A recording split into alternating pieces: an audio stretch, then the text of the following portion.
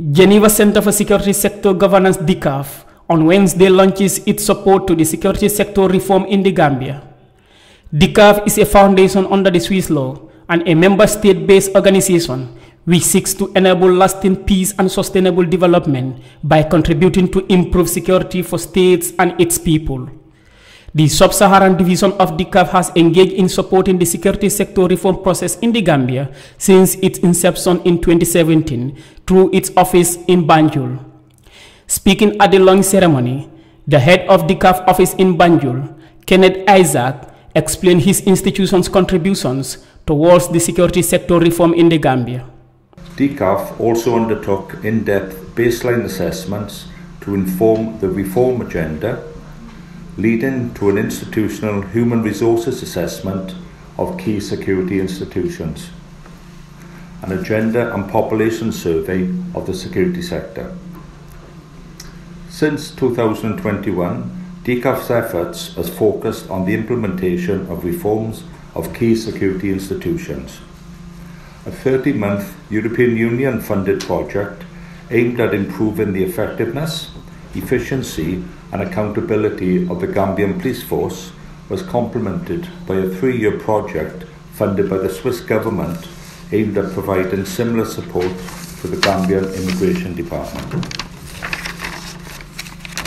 The overall programme aims to ensure that the Gambian police force and the Gambian Immigration Department are more effective in ensuring human security at individual and community levels, with due regards to human rights standards.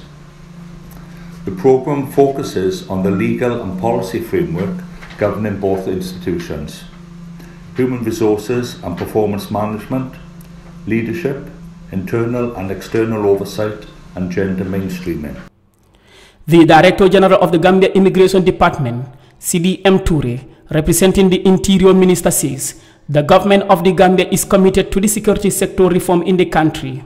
For many years, the Gambia underwent an authoritarian regime, and the desire to shift from this regime to a state-centric to human security, human rights, and most importantly to democracy. As a democratic nation, the Gambia government is committed to enhancing the accountability of its security establishments for a prosperous Gambia. The SSR in the Gambia was triggered by an assessment report in 2017. This report, among others, recommends specific reform activities in the form of priority areas to help the government to restructure, reposition, and recast the security sector.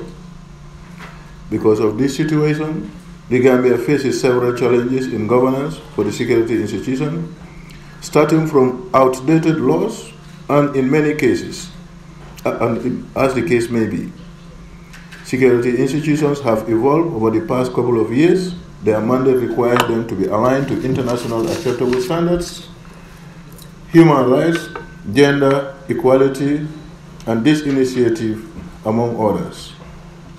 Undoubtedly, the SSR will cultivate an effective, robust, professional, accountable, transparent, and responsive security sector in line with international acceptable best practices.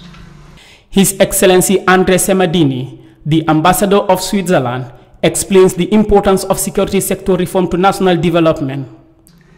Good security sector governance based on the rule of law and respect for human rights is a cornerstone of development and security.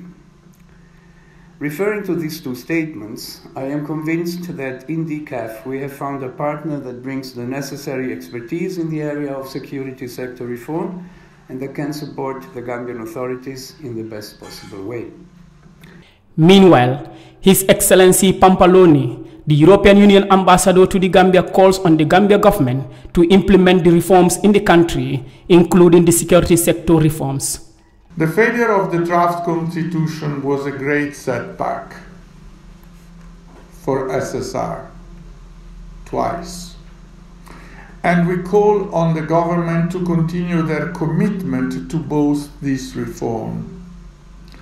You have at your disposal well-crafted security strategies and many security institutions laws are currently being reviewed, including the law governing the Gambia Armed Force, the National Intelligence Agency, the Gambia Police Force, the Gambia Immigration Department, the Gambian Fire and Rescue Service.